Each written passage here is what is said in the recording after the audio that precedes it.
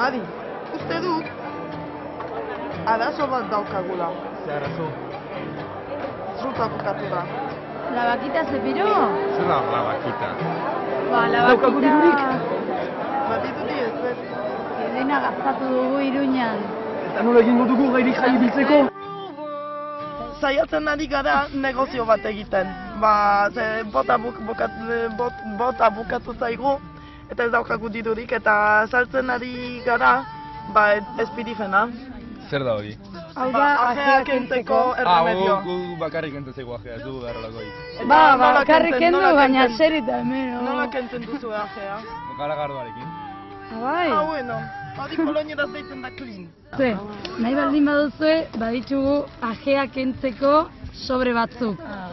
3 sobre 2 euro, porque botea, la vaquita nire herrialdean, bukatu egin zaigu. 2 euro, karrik neska, denon artean.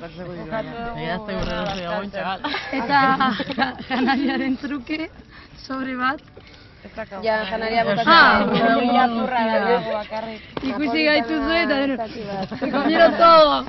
Zer moduz atzoko parranda ondo? Bueno, Eta orain ajea duzue? Pizka bat.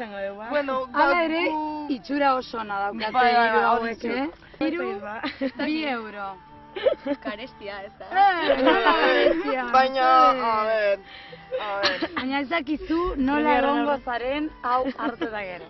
Osea, berriro jaio zarete. Bai, eh? Benetan. Bai. Un hartzen, bai.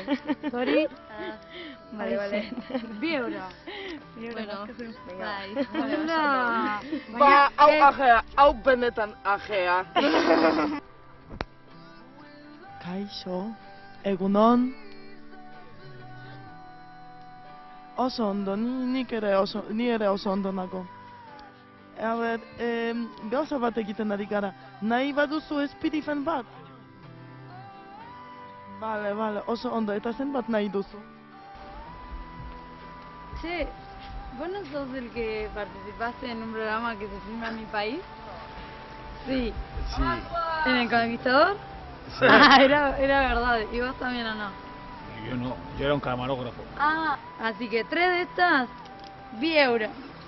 Ah, 10 euros entre todos. Dale 1,77.